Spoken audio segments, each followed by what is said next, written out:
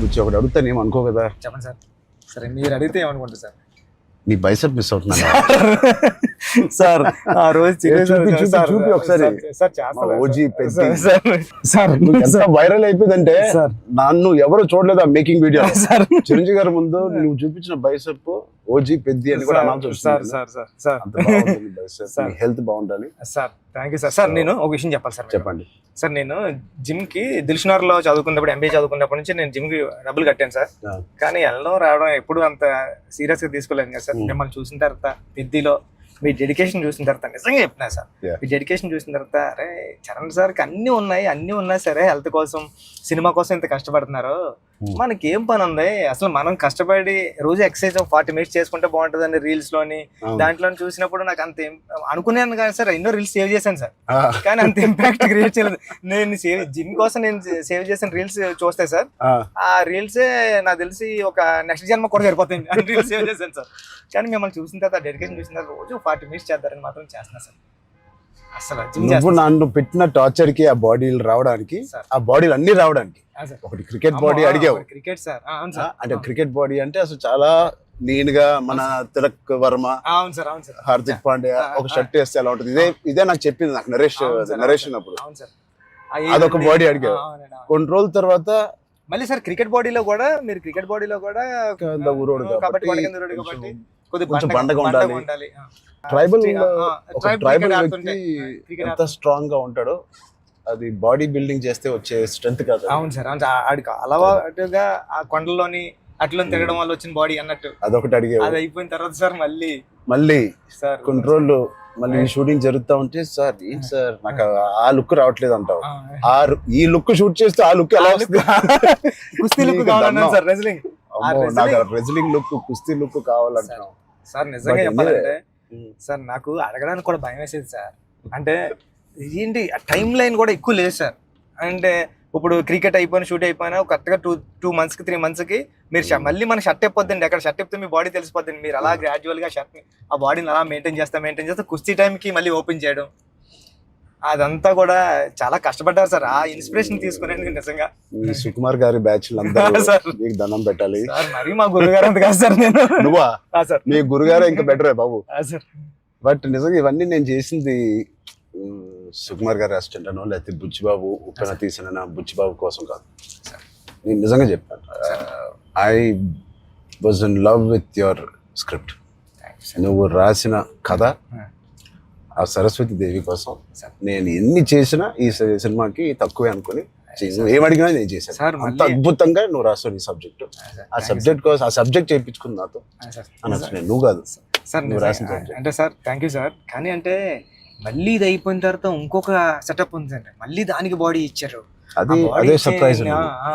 Surprising sir. కానీ ఆ body ఇవ్వడం కానీ ఇది చాలా స్ట్రగుల్ సార్. అంటే మీ మూడ్ స్వింగ్స్ అన్ని అంటే అక్కడ మళ్ళీ మీరు మళ్ళీ కష్టపడి ఆ ఇసుకలో దిగాల, ఆ ఎండల్లో షూటింగ్ చాలా చాలా టఫ్ అయిపోయింది సార్. నన్ను మాత్రం క్షమించండి. నిజంగా మనస్ఫూర్తిగా చెప్తున్నాను, నాకు ఏ రోజు కష్టం ఎందుకు అనిపించలేదు అంటే I really enjoyed this process. నచ్చిన పని చేసేటప్పుడు శ్రమ తెలియదు అంటారు కదా, నాకైతే అలా అనిపించింది. బట్ ఇవాళ షూటింగ్ అయిపోయిన తర్వాత నాకు బాగా తెలుస్తుంది, ఎందుకంటే నొప్పులు ఎక్కడెక్కడి నుంచో నొప్పులు బయటకు పడుతున్నాయి. ఇది మా పాపను కూడా ఎత్తుకోవడానికి ఈ చెయ్య కొంచెం నొప్పేస్తుంది. రేపు ఎల్లుండో వెళ్ళి చిన్న ఎక్స్రే తీయాలి. అంటే ఆ కుస్తీలో చేయి పట్టి అది అదురు ఉంటది, అదిరి కొంచెం ఏదో అయింది దీనికి. మళ్ళీ మీకు చేతికి అది కుస్తీలో పట్టడం, ఆ పైల్వాన్స్ అందరం తిరగేయడం అట్లతో పాటుగా మళ్ళీ సార్ పైగా నువ్వు పెట్టింది ఆర్టిస్ట్ కాదు, నిజమైన పైల్వాన్స్. వాళ్ళని బతిమాలి బాబు నువ్వు యాక్టింగ్ చేయరా బాబు అని చెప్పడానికి వాళ్ళకి టర్న్ అవడం గట్రా రావట్లేదు సార్. సినిమా యాక్షన్ చెప్తే వాళ్ళు నిజంగా కుస్తీ నిజంగా పైల్వాన్ పట్టుకుంటున్నారు. పాపం సారీ సార్ అంటున్నారు. మళ్ళీ స్పోర్ట్స్ మ్యాన్ ఇన్స్టింక్ట్ ఉంటుంది కదా, స్పోర్ట్స్ మ్యాన్ స్పిరిట్, అది ఎంత మనం యాక్టింగ్ చేయరా అన్నా కూడా రాదు వాళ్ళకి. నాకే ఊపు వచ్చి ఒరిజినల్ గా వచ్చేసి మిమ్మల్ని మీ ఒక పైల్వాన్ అయితే పట్టుకొని వచ్చేసి టప్ అని మీ నెక్క దగ్గర పట్టుకొని అది ఎందుకు సార్ కుస్తీలో మీ కొన్న మీద అంత తప్ప అయితే నేనైతే ప్యానిక్ అయిపోయాను సార్. నేను లేచి అదైతే చాలా అంటే దేవుడు ఉన్నాడు కాబట్టి అబ్సల్యూట్లీ జరిగింది సార్. కన్ను మీద అంటే నాకు చిరంజీవి సార్ ఏం చేస్తారని భయం వేస్తుంది. సెకండ్ హాఫ్ మనం సినిమా రన్ త్రూ లో కదా తీసాం. అవును సార్, సినిమా రన్ త్రూ లోనే మన షూటింగ్ కూడా సీనిక్ ఆర్డర్ లోనే తీసాం మన సినిమా. అవును సార్. సో అది తీయడం వల్ల ఐ థింక్ నాకైతే చాలా చాలా హెల్ప్ అయింది మీరు అలా తీయడం వల్ల. ఒకటి మనందరికి ఇది జర్నీ ఆఫ్ పెద్ది కాబట్టి బిగినింగ్ టు ఎండ్ ఆ జర్నీ ప్రకారంగానే మనం తీయడం అనేది అందరికీ ఆ మూడ్ లో రావడానికి అర్థమైంది. ఈ సీన్ ఎందుకు తీస్తున్నాం అందరికి అర్థమైంది, ఎందుకంటే దాని ముందు రోజే ఆ సీన్ తీసాం కాబట్టి. యా రన్ త్రూ లో వచ్చేసరికి మనం సెకండ్ హాఫ్ అంతా మనం ఒకే టైం పీరియడ్ లో షూట్ చేసాం. సెకండ్ హాఫ్ అంటే ఏంటి, కల్మినేషన్ ఆఫ్ ఆల్ ద మీరు రాసిన స్టోరీ అంతా culmination. Heaviest action, heaviest emotion, heaviest song second half లోనే పెడతావు. సో అంత హెవీ వర్క్ మనకి లాస్ట్ 65 days లో మనం షూట్ చేసాం. నిజంగా దేవుడు లేకపోతే అంత హెవీ వర్క్, అన్ని కుస్తీ ఫైట్లు, క్లైమాక్స్ ఫైట్, క్లైమాక్స్ సాంగ్, ఇంకో సాంగ్ రేరే రారా ఏమి మనకేం అవ్వకుండా మీకేం అవ్వకుండా నాకేం అవ్వకుండా జరిగిందంటే అది నిజంగా పెద్దకున్న బలం. అది పెద్ద సబ్జెక్ట్ కి పెద్ద స్క్రిప్ట్ చేయించుకుంది తప్ప. లాస్ట్ 75 days షూట్ చేస్తాను సార్. ప్రతి సినిమాలో నాకు ఏదో ఒక యాక్సిడెంట్ అవుతూనే ఉంది. RRR లో కూడా కాలు ఎరగ కొట్టుకున్నాను, రంగస్థలం కూడా ఒకటి ఏదో అయింది నాకు గుర్తులేదు. గేమ్ చేంజర్ లో ఇక్కడ లిప్ కట్ అయిపోయింది, ఇక్కడ ఇది అయింది. కానీ ఎక్కడ ఒక్కరోజు మన షూటింగ్ ఆపింది లేదు. అది నిజంగా అది దేవుడు. ఇంకేంటి బుజ్జి సార్ పోస్ట్ ప్రొడక్షన్ ఎలా జరుగుతుంది చెప్పు, సరదాగా అడుగుతున్నా. సార్ రెహమాన్ సార్ అంటే నేను ట్వీట్ వద్దాం అనుకున్నాను సార్, ఎర్రకొట్టి సార్ RRR అని. అంటే మళ్ళీ 2 ఎట్లా అయిపోతుందో నేను వేయలేదు సార్. నెక్స్ట్ లెవెల్ RRR ఇచ్చారు sir Rahman sir. Okay next level అండి. అంటే ఎమోషన్ గానీ నాకు నేను వెళ్ళి కూర్చున్నాను సార్. నిన్నే కూర్చుంటే ఇది మన సినిమా మన విజువల్ ని నెక్స్ట్ లెవెల్ పట్టుకుపోయారు సార్. ఓకే రెహమాన్ గారు కానీ, రత్నవేల్ సార్ కానీ, అసలు అంటే రత్నవేల్ గారి గురించి మాట్లాడరు. మనం అనుకున్నప్పటి నుంచి అది ఎంత పెద్ద అసెట్ రత్నవేల్ గారు.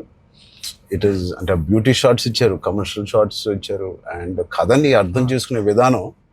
రత్నవేల్ గారు మించిన కెమెరామెన్ నేనైతే పని చేయలేదు. ఉండే ఉంటారు కానీ నేనైతే పని చేయలేదు సార్. ఎందుకంటే సార్ రాండీ సార్ ఇప్పుడు నేను ఫస్ట్ సినిమా చేశాను సార్, ఇది second cinema and second film sir నాది.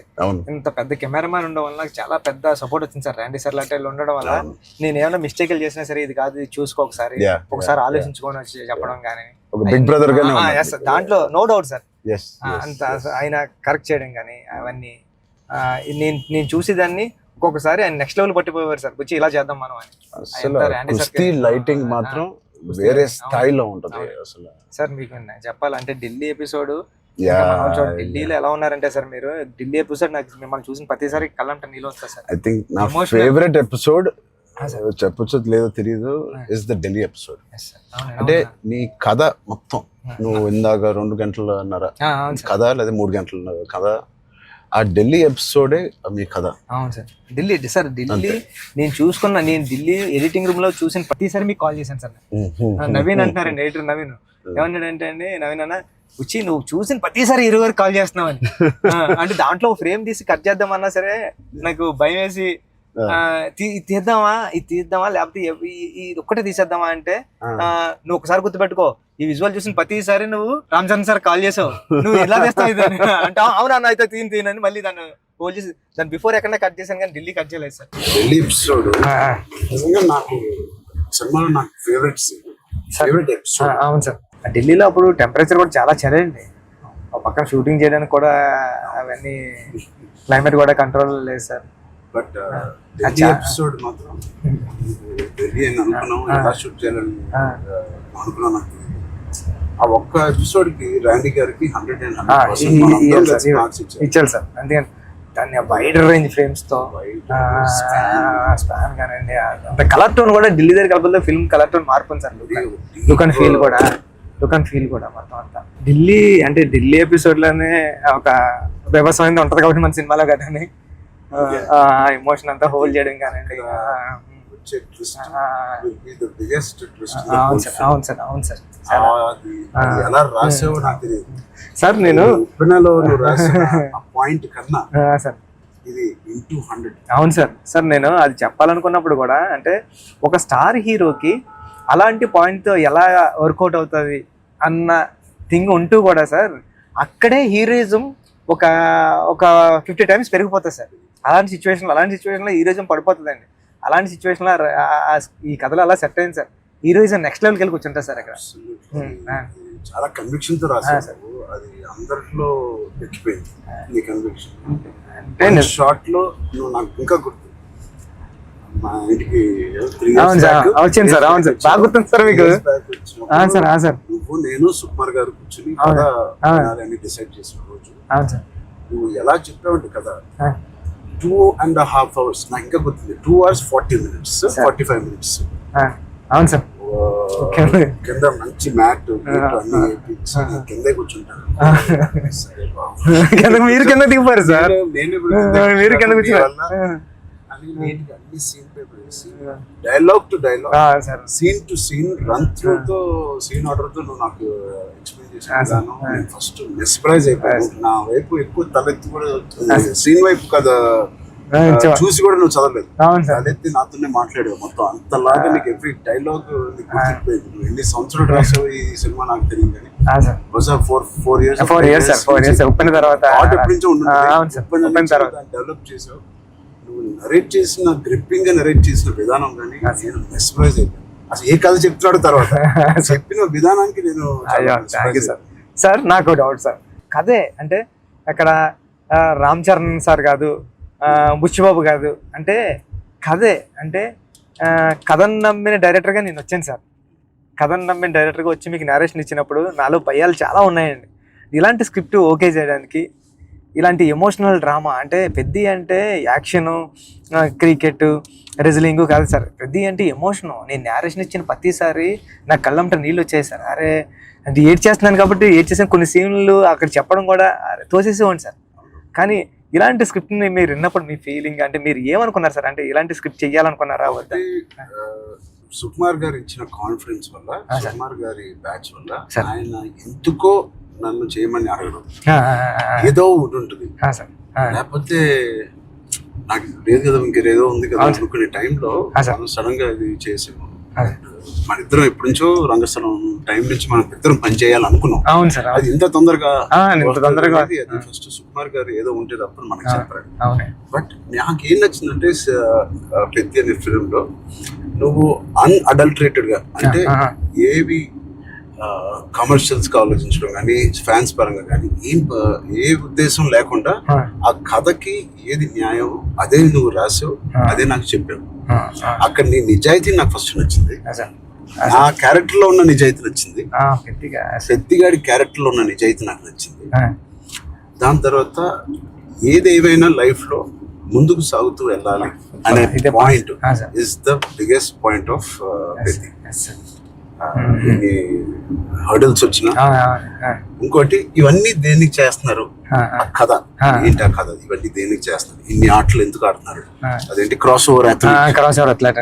మెయిన్ పాయింట్ అది sir, main point cross over athlete. ఆ క్రాస్ ఓవర్ అథ్లీట్ ఒక అథ్లీట్ గా వెళ్ళొచ్చు, ఒక కొంత దూరం వరకు తన జీవితంలో ఏదో ఒకటి సాధించవచ్చు. ఇంత తపంతో how come he went that far to do that and achieve that goal. That I feel identity, గుర్తింపు కోసం. సార్ నిజంగా చెప్పాలంటే ఈ కథ రాయడానికి మెయిన్ కారణం, మీ దగ్గరికి వచ్చి నేరేషన్ ఇవ్వడానికి కారణం అంటే మీరు ఎప్పుడు మెరుపు టైంలో ఎప్పుడు ఎంట్రీ చేస్తే నాకు స్పోర్ట్స్ సినిమా చేయాలని కోరిక అన్నారు సార్. సార్ 10 రోజులు చేసిన అప్పుడున్న టెక్నాలజీ, ఆ గేమ్ తీసే టెక్నాలజీ కానీ స్పోర్ట్స్ లేకపోతే ఏదో కుదరక అది నిజంగా ఈ రోజు నాకు నేను అనుకున్నాను సార్. ఆ రోజు చరణ్ సార్ ఒక స్పోర్ట్స్ చేయాలనుకున్నారు, ఈ రోజు నేను క్రాస్ ఓవర్ పెట్టి అని ట్రై చేశాను సార్. సార్ అంటే ఇది నిజంగా చెప్పాలంటే ఒక మాట ఉంది సార్. ఉప్పెన రిలీజ్ అవ్వలేదండి. కోవిడ్ టైంలో ఉప్పెన ఓటీటీకి అంటున్నారు సార్. ఓటీటీ వేసేద్దాం చాలా వరకు 1 year 12 months వరకు ఒక వెయిట్ చేశారండి. కానీ ఇంకా కోవిడ్ ఎప్పుడు వెళ్ళిపోతుందో తెలుస్తలేదు సార్. అలాంటి సిచ్యువేషన్లో మా గురువు గారు ఫోన్ చేసి, సుకుమార్ గారు ఫోన్ చేసి అడిగితే, ఎవరు ఇంకా ఏం చేయలేవరా, ఇంక మనం హోల్డ్ చేసాం, ఇంకా ఈ పాండమిక్ ఎప్పుడో తెలుస్తలేదు, మనం వేసేద్దామరా అన్నారండి. ఓటీటీ వెళ్ళిపోతామరా అన్న టైంలో ఇంకేం చేయాలో తెలియక సుకు సార్ని అడిగాను, సార్ ఏం చేస్తే బాగుంటుంది సార్ అంటే, నీ దగ్గర ఉన్న లైన్లు చెప్పరా అన్నారండి. ఈ లైన్ చెప్పాను సార్. ఈ లైన్ చెప్పినంటే సుకు సార్ అన్నారండి, ఈ లైన్ అదిరిపోద్దురా, చేయరా, మళ్ళీ కొత్త ఫిల్మ్ అయిపోతుంది, ఐడియా కొత్తగా ఉంది అన్నారు. అవునా అని సార్ మీరు నమ్మరు, నాకు స్క్రీన్ షాట్ ఉంది, మా స్టూడెంట్ రామన్ గారు కూడా అది బుక్ మరి రాసి పిఠాపురం దత్తత స్వామి గుళ్ళోకి వెళ్ళి కూర్చుని నాకు సెకండ్ ఫిల్మ్ లో హీరో రామ్ చరణ్ గారు, మీకు చూపిస్తాను సార్ ఎప్పుడన్నా ఏదైనా ఇంటర్వ్యూ, రామ్ చరణ్ గారు. అవును సార్, చూపించాను సార్ మీకు. హీరో బెల్లం ఫ్యాక్టరీలో వర్క్ చేస్తూ ఉంటాడు, క్యారెక్టర్ సూపర్ ఉంటుంది, పెద్ది అని రాశాను సార్. ఫస్ట్ ఫిలిం ఇంకా రిలీజ్ కాలేదు, సెకండ్ ఫిలిం రామ్ చరణ్ గారితో డ్రీమ్ అంటే నేను అనుకుంటాను సార్, మనిషి గట్టిగా కోరుకుంటే ఏదైనా అయిపోతుంది సార్, గట్టిగా కోరుకోవాలి సార్. నాకు కూడా ఇంత గొప్ప సినిమాలో హీరోగా చేయడం అనేది గొప్ప రైటింగ్ రావడం అనేది, అది కూడా నేను ఎక్కడో అనుకున్నానేమో, ఎప్పుడో మెరుపు అప్పుడు అనుకున్నాను ఒక స్పోర్ట్స్ సినిమా చేయాలి. మీ సంకల్పమే సార్ అది. అప్పటి నుంచి 10 ఏళ్ళు అయిపోయింది, మెరుపు ఆల్మోస్ట్ 12 ఇయర్స్ అయిపోయింది. ఆ 12 ఇయర్స్ నుంచి నా కోరిక, నీ కోరిక ఏదో సార్ ఇద్దరిని సుకుమార్ గారు కలిపారు. సుకుమార్ గారు దేవుడు మా గురుగారు తీసుకొచ్చి, అందుకే నేను ఎప్పటికీ మా గురుగారు 2 పని ఉంటాను సార్. నిజంగా ఏదైనా అంత గట్టిగా అనుకోవాలనేది నాకు మళ్ళీ అనిపించింది. అనుకుంటే సాధ్యం అవుతుంది అనేది, అనుకుంటే అవుతుంది అన్నారు. మీరు ఏదైతే అన్నారో ఇదే మన కథ సార్. పెద్దిగడు ఏది వదలడండి, పెద్దిగడు పట్టుకుంటే అంటే చిన్న చిన్న ఇన్సిడెంట్లకే ఈ జనరేషన్ అంతానే అది కాదు ఇది అవుతులేదు అని కొద్ది ప్యానిక్ అయిపోయి రకరకాల డెసిషన్ తీసుకున్నారు కదా సార్. అలాంటి సిచ్యువేషన్ లో పెద్ది చాలా ఇన్స్పిరేషనల్ క్యారెక్టర్ సార్. పెద్దిగడు అందరికీ హృదయంలో ఉండిపోతారు సార్. పెద్దిగడు చాలా ఇన్స్పిరేషనల్ క్యారెక్టర్ అంటే నిజంగా చెప్పాలంటే పాఠ్యాంశాల్లో అంటే బుక్స్ లో ఉండాల్సిన క్యారెక్టర్ అండి. 7th క్లాస్ నాన్ డీటెయిల్ లో ఉంది సార్, అంటే పట్టుదల ఉంటే సాధించలేనిది లేదని. అలాంటి బుక్ లో నేను రాసినప్పుడు నాకు ఆ కథ గుర్తొచ్చిందండి. అరే విక్రమాదిత్య ఏదో అండి అతని పేరు, అతను చాలా స్ట్రగుల్ అయ్యి అనుకున్నదాన్ని రీచ్ అవుతాడండి. అంటే పెద్దికి కూడా విజయం అంత ఈజీగా దొరకలేదండి. పెద్ది చాలా స్ట్రగుల్ అవుతా తన విజయాన్ని, తన డెస్టినేషన్ ని, తన గోల్ ని రీచ్ అవ్వగలిగాడు కానీ అంత ఈజీగా నీ జనరేషన్ చిన్న చిన్న వాటికి కొద్దిగా ప్యానిక్ అయిపోయి అది కాదు ఇది కాదు అంటారండి. ఇది చాలా ఈ జనరేషన్ సెట్ అవుతుంది, ఈ జనరేషన్ కి చాలా ఇన్స్పిరేషనల్ స్టోరీ. మోటివేషన్ అంటే ఐ ఫీల్ ఒక వ్యక్తికి మోటివేషన్ దొరకడం పొద్దున్న లేచి, అంటే ఇలాంటి సిచ్యువేషన్ వచ్చి నా లైఫ్ లో కూడా వచ్చింది. ఇది వాళ్ళ జనరేషనే కాదు, కోవిడ్ టైంలో అందరికీ ఒక రకంగా కొట్టింది కదా కోవిడ్. మానసికంగా కొట్టింది, హెల్త్ పరంగా కొట్టింది, ఫైనాన్షియల్ గా కొట్టింది, ఈ వేరే రకాలుగా కొట్టినాయి. నాకు కూడా ఒక రకంగా కొట్టింది. And it was very low phase అవన్నీ అన్నాను, కానీ ఇట్ ఈస్ అంత స్ట్రాంగ్ వర్డ్స్ నేను వాడట్లేదు, కానీ ఒక కన్ఫ్యూజ్డ్ స్టేట్ లో ఉండేవాళ్ళం. అంటే అప్పటికి RRR మధ్యలో మీకు కూడా సార్, నాకు కూడా RRR 30-40% అయిన తర్వాత ఆ బ్రేక్ పడింది, అయితే 50% తర్వాత ఆ బ్రేక్ పడింది. పీక్ లో నా ట్రైలర్ రిలీజ్ అయింది, అంటే అంత పీక్ బాడీ లో RRR స్టాప్ అయింది. సో ఏం చేయాలి, జిమ్ నేను ఒక అపార్ట్మెంట్ లో ఉండేవాడిని అప్పుడు, దాని తర్వాత ఇప్పుడు ఇంటికి షిఫ్ట్ అయ్యాను కదా. సో అక్కడి నుంచి అసలు ఉన్నారా, మన చుట్టూ ఉన్న వ్యక్తులు ఒక్కొక్కరు చనిపోవడం చూసి ఆ ఉపాసన ఇంట్లో ఉండడం వల్ల ఆ హాస్పిటల్ కాల్స్ విని నేను ఇంకా ఆఖరికి నా హోమ్ థియేటర్ లో కూర్చొని టీవీ చూస్తూ ఉండేవాడిని. పక్కన ఆవిడ అక్కడ ఉండేది, అది వినలేక నేను ఒక్కడనే ఉండలేక, బికాస్ ఆవిడతో ఉంటే ఏదో ఒక కాలక్షేపం ఉండేది. హోల్ కోవిడ్ నువ్వు నమ్మవు, ఉపాసన ఒక రూమ్ లో తన కాల్స్ పాపం తన అందరు పేషెంట్స్ ని డైవర్ట్ చేయడం అవన్నీ చూస్తా ఉంది. నేను ఇంకో రూమ్ లో అలోన్ గా ఆల్మోస్ట్ ఫ్యూ మంత్స్ నేను ఒక్కనే ఉండేది. అది నాకు గట్టి కొట్టేసింది. అంటే ఒంటరిగా ఉన్నప్పుడే నీకు థాట్స్ వస్తాయి, అది ఓవర్ గా నువ్వు అన్ని రోజులు ఒంటరిగా ఉన్నప్పుడు ఆ థాట్స్ వేరేగా మారుతాయి. అలా మారినప్పుడు నేను మానసికంగా కొంచెం లో అయ్యాను. ఆ టైంలో నాకు తెలిసి తిరిగి కోవిడ్ రీఓపెన్ అవుతున్నప్పుడు, ఏవో చాలా ఇష్యూస్ ఉన్నప్పుడు నాకు రాజమౌళి గారు నీకు ఫోన్ చేశాను. రాజమౌళి గారికి ఫోన్ చేసి, సార్ ఒకసారి కలవాలి మిమ్మల్ని అంటే ఆయన వచ్చారు. ఏం చేయాలంటే మళ్ళీ షూటింగ్ స్టార్ట్ అవుతుంది, నాకు అదే జోష్, ఏదైతే షూటింగ్ మనం ఆపామో ఆ టైంలో నాకున్న జోష్ అది రావట్లేదు సార్, నాకు ఏంటో అర్థం కావట్లేదు, ఇంత పెద్ద సినిమా ఇంత పెద్ద డైరెక్టర్తో నేను చేస్తున్నాను, ఏమవుతుంది ఎందుకు నాకు మోటివేషన్ రావట్లేదు అంటే, ఆయన చెప్పిన మాట ఇవాల్టి వరకు I have kept it in my heart. ఎప్పుడైనా చరణ్ అది మోటివేషన్ ఏదో ఒక పెద్దది వస్తేనే రాదు, దీనికన్నా పెద్దది ఏముంటుంది, RRR కన్నా పెద్దది మోటివేట్ చేయడానికి. అయినా నాకు రేపు పొద్దున లెగిసి వర్కౌట్ చేసి మీ షూటింగ్ కి రావాల్సిన మోటివేషన్ నాకు రావట్లేదు. అందం ఏంటి నేను చూచారా? అలా కాదు, షూటింగ్ కి ఇంకా 20 days టైం ఉంది. ఇంకా 20 days లో లాక్డౌన్ ఓపెన్ చేస్తున్నారు, ఫస్ట్ లాక్డౌన్. సో నీకు 20 days టైం ఉంది. ఒక పని చెయ్యి, స్టార్ట్ స్మాల్. ఈ రోజు నేను ఇవాళ లెగిసి ఏదో ఒక పని అనుకోవాలి, ఆ పని కోసం నువ్వు లెగాలి, ఆ పని దొరకాలి. ఆ పని ఏంటి? ఏమి లేదు ఇప్పుడు కోవిడ్ లో. ఆ పని ఏముంటది? ఎక్కడికి ఎలా ఉండదు. నా బెడ్రూమ్ ద బెస్ట్ బెడ్రూమ్, అంటే క్లీనెస్ట్ బెడ్రూమ్ ఇన్ జూబ్లీహిల్స్ లాగా మార్చాలి. అంటే ఎవ్రీ కార్నర్ క్లీన్ చేసుకోవడం, అంటే అదే పని. ఇంకా ఒక పని వెతుక్కోవడం అన్నమాట. ఒక కారణం వెతుక్కోవడం ఆ రోజు లెగడానికి. ఇవాళ లెగిసి జూబ్లీహిల్స్ లో నా రూము, నా ఇల్లు ద బెస్ట్ క్లీనెస్ట్ హౌస్ గా ఎలా మార్చాలి? స్టీమింగ్ చేస్తానా, లేకపోతే కడుగుతానా, లేకపోతే క్లీనింగ్ చేస్తానా, ఎప్పుడెప్పుడు నుంచో ఉన్న బట్టలని తీసి పడేస్తానా, అది లేదా నా garden should be the best garden in Jubilee Hills. ఆ ప్లాంట్స్ ని, ఆ కలుపు మొక్కలు తీసేయడం అన్ని నేను చేసి ద బెస్ట్ గార్డెన్ అని నేను నిరూపించుకోవాలి. చిన్నదైనా పెద్దదైనా క్యూట్ గా ఒక బాల్కనీలో ఉన్న అపార్ట్మెంట్ అయినా the best apartment balcony in the whole apartment గా ఎలా చేయాలి? ఆ చిన్న చిన్న కారణాలు వెతుక్కొచ్చారండి ఇలాగా. లేకపోతే నువ్వు బిల్డ్ చేసే నీ ఫామ్ హౌస్ ఏదైతే ఉందో ఆ best farm house with all your horses అన్నిటితో నువ్వు చెయ్యి, దాని మీద దృష్టి పెట్టు. సో నువ్వు పొద్దున్న లెగిసి ఓకే నేను కన్స్ట్రక్షన్ వాళ్ళతో మాట్లాడి ఫామ్ హౌస్కి వెళ్ళి ఏదో ఒక పని పెట్టుకోవాలి. మనం ఒక మోటివేషన్ పెట్టుకోవాలి మన లైఫ్ లో. చిన్నగా స్టార్ట్ చేయి. ఆ చిన్న స్టార్ట్ చేసిన మోటివేట్ అవుతావు నువ్వు. ఇంట్లో మొదలైన మోటివేషన్ అది పెద్దగా చేరి యూ విల్ గో టు. అది నేను ఎగ్జాక్ట్ గా వర్డ్ టు వర్డ్ నేను ఫాలో అయ్యాను.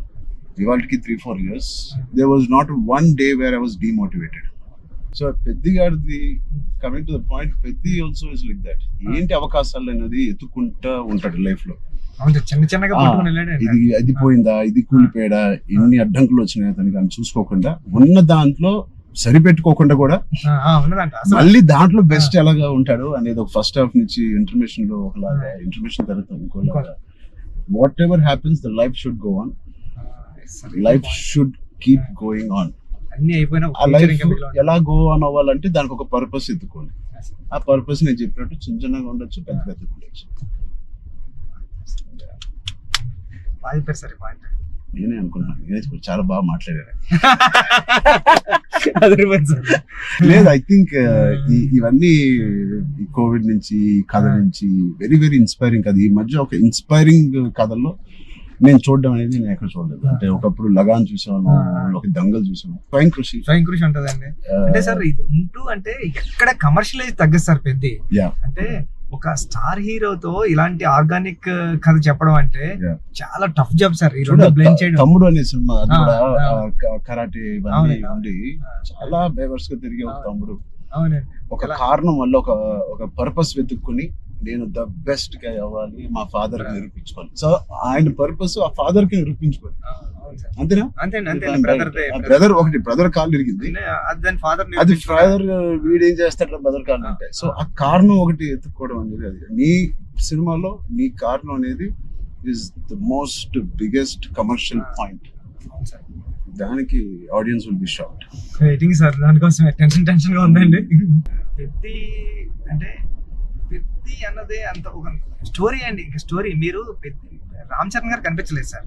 చూసిన వాళ్ళు అందరూ కూడా అదే చెప్తున్నారండి. రామ్ చరణ్ గారు కనిపించకుండా దాంట్లో అంతలా ఇన్వాల్వ్ అయిపోయారండి మీరు. ఒక పావు గంట ఒక హాఫ్ అన్ అవర్ సినిమా తర్వాత పెద్ద క్యారెక్టర్ లోకి వెళ్ళిపోతాం సార్. కానీ మీకు జాన్వీ క్యారెక్టర్ కూడా లుకింగ్ సో బ్యూటిఫుల్. అండ్ నువ్వు అనుకున్నప్పుడు నుంచే జాన్వీ కపూర్ అని అంటానే ఉన్నావు. కానీ అమ్మాయి కూడా ఒక హీరోలో ఉంటది సార్. అక్షయమ్మ క్యారెక్టర్ అంటే చాలా strong character sir. Akshayamma is a very good aura. అవును sir. Every time Janhvi screen మీదకి వచ్చినప్పుడు ఆవిడ ఆరా సగం పని చేసుకుని వెళ్ళిపోతుంది. కొన్ని వాళ్ళు అమ్ముకున్న ఆరా ఆవిడకి స్ట్రైట్ దిగిపోయింది సార్. కొన్ని సీన్స్ లో శ్రీదేవి గారి లాగా అనిపిస్తుంది. వచ్చి సార్ సరదాగా మాట్లాడుకుందాం, అన్ని అయిపోయినాయి సార్. ఇప్పుడు నిజమైన టాపిక్ మాట్లాడదాం సార్. చెప్పండి సార్. నిజంగా ఒక మంచి సినిమా తీయాలంటే ఎంత శ్రమ పడతాం మనకు తెలుసు. అంటే ఏది ఇచ్చినా కొద్దిగా మంచి కంటెంట్ ఇవ్వాలని అందరూ గర్వపడే సినిమా, నిజంగా అందరూ ఇన్స్పైర్ అయ్యే సినిమా. ఫ్యాన్స్ అందరికి అది నిజం సార్. ఎందుకంటే అందరికీ చాలా మంచి సినిమా తీశారు మా హీరో గారు అన్న చెప్పుకోవడానికి అంత ఉంటది సార్. మీకు గుర్తుందా సార్, ఈ సినిమా తర్వాత చాలా మంచి పేరు వస్తుంది, మీకు చాలా మంచి పేరు వస్తుంది అని చెప్తున్నారు. మంచోని కదా కాదు సార్, మంచి పేరు ఇంకా మంచి పేరు వస్తుందని అంటే సార్ మీరు ఒక మాట అన్నారు ఇన్స్పైరింగ్ పర్సనాలిటీ లైఫ్. అవును సార్, మీరు ఒక మాట అనేది గుర్తుంది సార్. అప్పుడు ఉపాసన మేడం గారు ఉన్నారండి, ఉపాసన గారు అంటే బుచ్చి నాకు మంచి పేరు వస్తుంది అంటే ఈ పేరు ఏదో పెళ్లికి ముందు వచ్చింటే ఇంకా ఇంకా మంచి సంబంధం వచ్చింది నాకు అని మేడం పక్కన చెప్తున్నారండి. మేడం అన్నారండి. అంటే అంత మంచి కథ రాసావంటే అసలు సంబంధాలు మనకి అలా లైన్ లో వస్తాయి. అంత అయిపోయింది. రెహమాన్ సార్ ఆర్ఆర్ వచ్చేస్తున్నారు, లేకపోతే నేను అవ్వకపోతే సార్తో ఇంత అలాగా నేను రాలేను సార్ అని బతిలాడుకున్నాను. అయిపోయింది వర్క్. ఓలా బుక్ చేస్తాను చెప్తున్నా సార్ చాలా దూరం తీసుకొచ్చారు సార్ మిమ్మల్ని అన్న.